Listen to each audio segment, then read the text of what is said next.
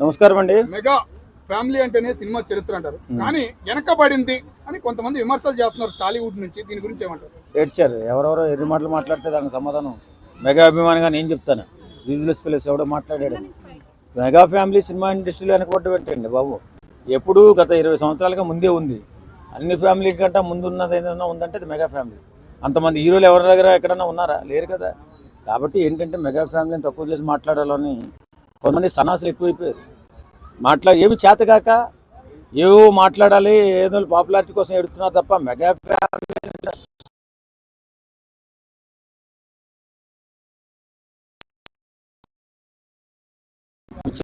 చెప్తూ అనిపిస్తుంది మా అలాగే ఆంధ్రాకి ముందు నడపాల్సిన బాధ్యత కూడా ఉంది మెగా ఫ్యామిలీకి. ఎందుకని ఇంకా పవన్ కళ్యాణ్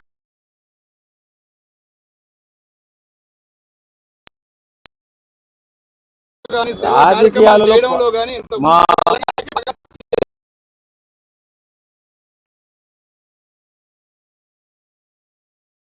అండి ఎవరు వెనకబడలా. అన్ని రంగాల్లో ముందుండేది మెగా ఫ్యామిలీ.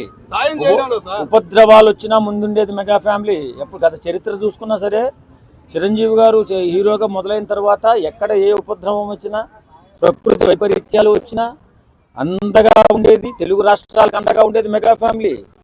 ఏదో మాటలు చెప్పడం కాదు, సాయం చేసే చేతులు కావాలి. ఆ చేతులే మెగా ఫ్యామిలీ. అంతే తప్ప ఎవడెవడో ఏదో మాట్లాడాడని వెనకబడ్డారని మనం వాటికి సమాధానం చెప్పాల్సాను.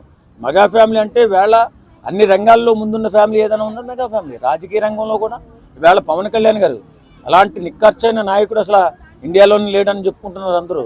వేళ గిరిజన పుత్రుల దేవుడయ్యాడు గిరిజనులకి. ఎందుకు ఎవడు చేయలా?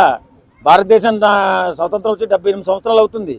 ఒక్క రాజకీయ నాయకుడు కూడా గిరిజనుల కష్ట నష్టాల్లో పాలు పంచుకోవాలా. ఇప్పుడు వెళ్ళి ఆ కొండ కోణంలో ఉన్నటువంటి వాళ్ళందరికీ రోడ్లు వేయించి వాళ్ళ బతుకులు బాగు చేయించి, అలాగే చదువు కోసం వాళ్ళ బిడ్డలు కూడా గౌరవంగా బతకాలని స్కూళ్ళు కట్టించి, అలాగే మన కరెంటు 78 సంవత్సరాల నుంచి కరెంటు వేయించలేకపోయినట్టు సన్నాసులు రాజకీయ నాయకులు చెప్తూ ఉంటారు కథలు. మేము అది చేసాం వాళ్ళని బాగుపరిచాం, వీళ్ళని బాగుపరిచామని ఎన్నెన్నో కథలు చెప్తుంటారు. కానీ వీళ్ళ పవన్ కళ్యాణ్ గారు వచ్చిన తర్వాత చిన్న పనులు, అవి పెద్ద పనులు కూడా కాదు.